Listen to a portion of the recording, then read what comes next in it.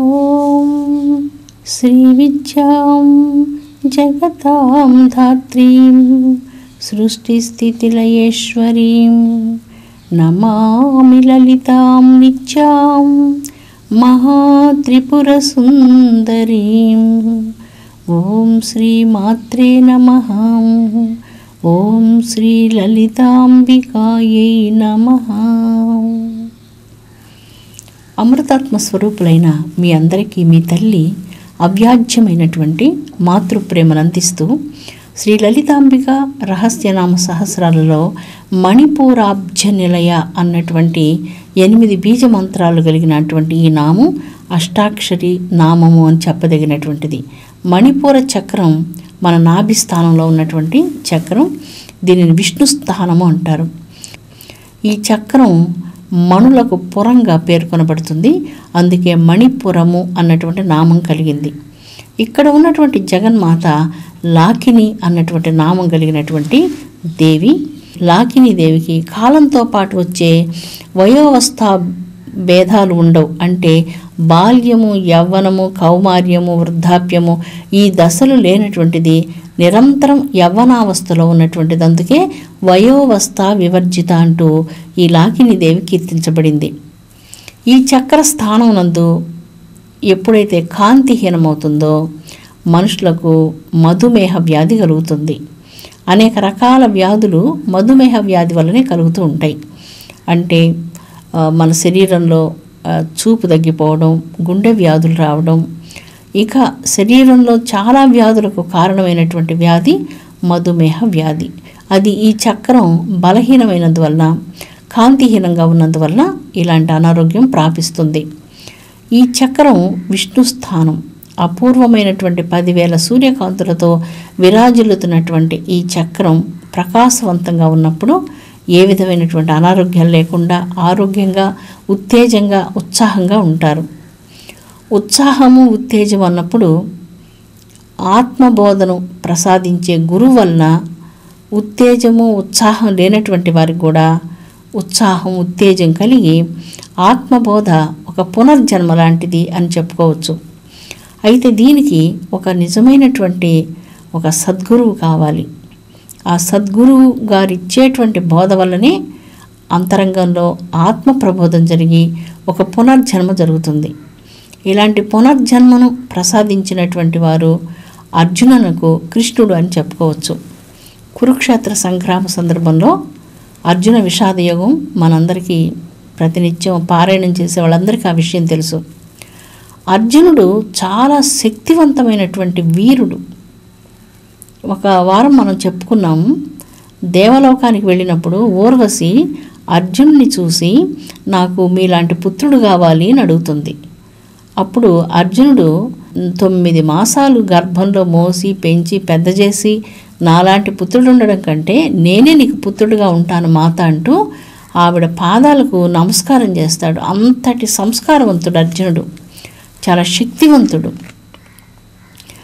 ఆరోగ్యవంతుడు, సౌందర్యవంతుడు, అన్ని మంచి గుణాలు కలిగినటువంటి వాడు. అన్నదమ్ములను చాలా ప్రేమించేవాడు. అన్నంటే పంచప్రాణాలు. అసలు మహాభారత యుద్ధం అర్జునుడిని చూసుకొని భారత యుద్ధం ప్రారంభమైంది. అర్జునుడు లేకపోతే భారత యుద్ధం లేదు. ప్రధానమైనటువంటి వాడు భారత యుద్ధానికి అర్జునుడే. అంత సాహసి, అంత శక్తివంతుడు, కీర్తివంతుడు, చాలా వినయవంతుడు, విద్యావంతుడు, సౌందర్యవంతుడు, అన్ని మంచి లక్షణాలన్నీ కలిగినటువంటి వాడు అర్జునుడు. అన్నిటికంటే ముఖ్యంగా కృష్ణ భగవానుడికి ఆత్మీయుడు, చాలా పరమ స్నేహితుడు. వారిద్దరి జంట ఎప్పుడు ఎక్కడికి వెళ్ళినా వాళ్ళిద్దరూ ఒక జంటగా స్నేహితుల్లాగా తిరుగుతూ ఉంటారు. భగవంతునితో స్నేహం అనేటువంటిది చాలా మధురమైనటువంటిది. స్నేహం అనే పదమే చాలా మధురమైనటువంటి పదం. స్నేహితులతో కలిసి ఏం కష్టాన్ని, సుఖాన్ని పంచుకున్నా అది చాలా సంతోషాన్ని కలిగిస్తుంది. దుఃఖం తొలగుతుంది, సుఖాన్ని మరింత పెంచుతుంది స్నేహం. అలాంటిది స్నేహం. అలాంటి స్నేహితుడు కలిగాడు అర్జునునికి. అయితే యుద్ధరంగంలో అంతా సిద్ధమయ్యి యుద్ధం చేసేదానికి 10 నిమిషాల ముందు అర్జునుడు చాలా విచిత్రంగా ప్రవర్తించడం ప్రారంభించాడు. అతి విచిత్రమైన ప్రవర్తన. గాంధీవం చాలా పూజ్యమైనటువంటిది. అమోఘమైనటువంటి శక్తి సంపన్నమైనటువంటి గాంధీవాన్ని ఆ ధనస్సును క్రింద పారవేశాడు. దుఃఖిస్తూ కూర్చున్నాడు. చాలా పిరికితనంగా ప్రవర్తిస్తున్నాడు. మాట్లాడకూడనటువంటి విధంగా మాట్లాడుతున్నాడు అర్జునుడు. అనగా చాలా పిరికితనంగా మాట్లాడుతున్నాడు. నాకు అరణ్యాలకు తిరిగి వెళ్తాను, ఎవరిని నేను చంపలేను, నా గురువుని నేను చంపలేను, ఇలాగ మాట్లాడుతున్నాడు. అంటే ఇక్కడ గురువుని చంపమనని, తాతలను తండ్రులను చంపమని ఇక్కడ ఉద్దేశం కాదు.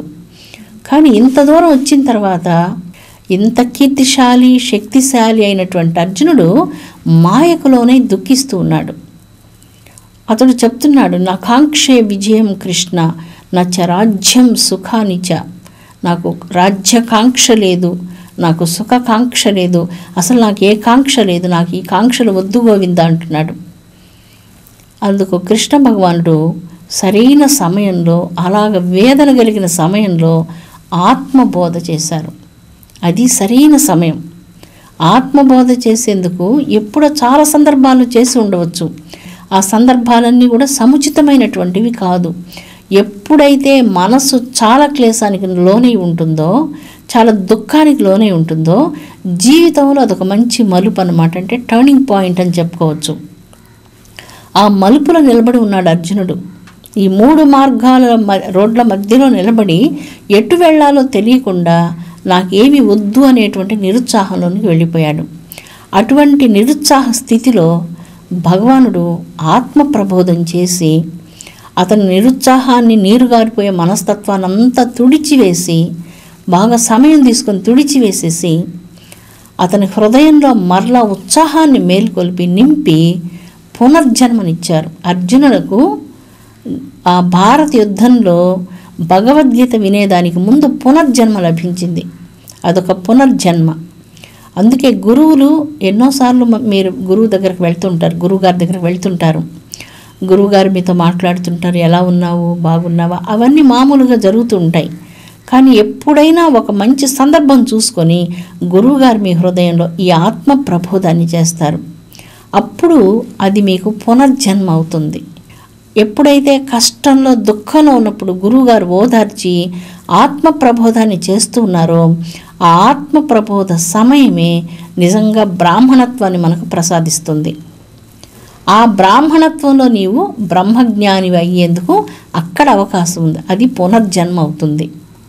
అందుచేత ఇక్కడ మణిపూరాబ్జ నిలయ అన్నటువంటి నామంలో 10,000 సూర్యకాంతులు కలిగినటువంటి చక్రం మన పూర్వజన్మ సంస్కారాల వలన అంధకారం వ్యాపించినప్పుడు అర్జునుడికి లాగే మనుషులు కూడా డిప్రెషన్ లాంటిది వచ్చేస్తుంది.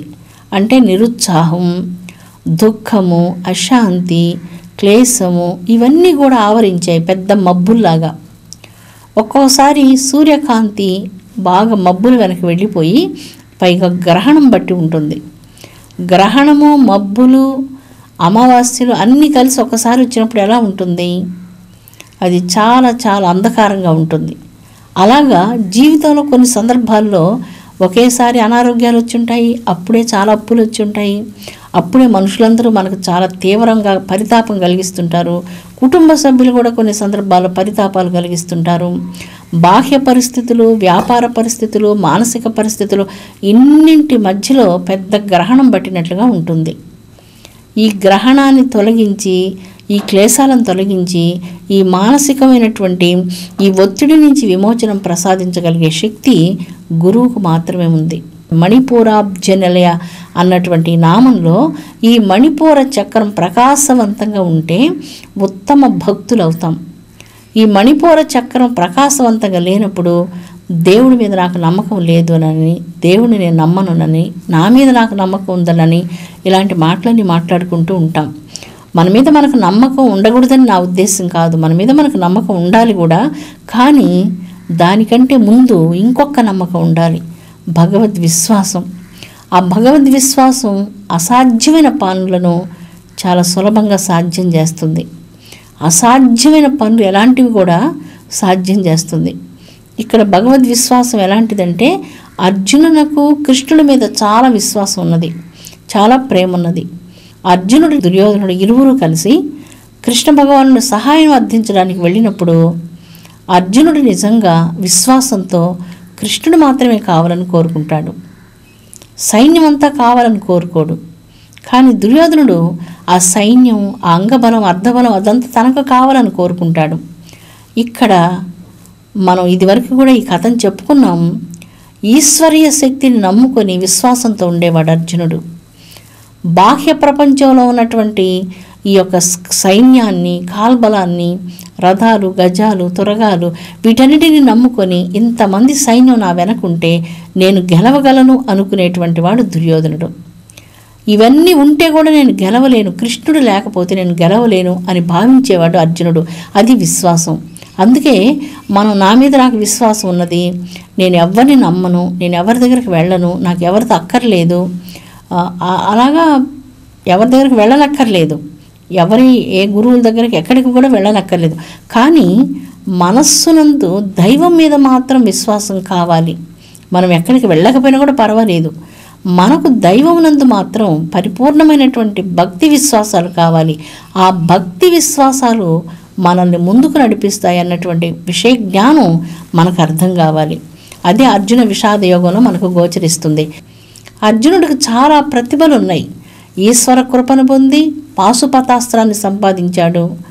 ముందు రోజు రాత్రి దుఃఖిస్తున్నటువంటి అర్జునుడికి కృష్ణ భగవానుడు దుర్గాదేవిని ధ్యానించమని చెప్పినప్పుడు ఆ జగన్మాత అయినటువంటి దుర్గాదేవిని శక్తిని ధ్యానించి మహాశక్తి సమన్వితుడయ్యాడు. ఇక మహోన్నతమైనటువంటి విజయాలు ఎన్నో సాధించినటువంటి అర్జునులకు ఇలాంటి విపత్కర సమయంలో విషాదం సంభవించింది. దానిని కృష్ణ పరమాత్మ విచిత్రంగా చూశాడు. మాయా ప్రభావాన్ని చాలా విచిత్రంగా చూస్తాడు భగవానుడు. ఓహో, ఎంత విచిత్రంగా ఉంటుందా మాయ అంటే, ఇంత దుఃఖాన్ని కలిగిస్తుందా, అర్జునుడు ఎంత దుఃఖపడుతున్నాడు, ఇంత వ్యామోహానికి లోనయ్యాడు. ఈ వ్యామోహాన్ని విశ్వజనీనంగా చేయగలిగితే, ఆత్మపరంగా తీసుకొని రాగలిగితే ఈ వ్యామోహం మనకు మంచి చేస్తుంది. దైవికమైనటువంటి వ్యామోహం మనకి మంచి జరుగుతుంది.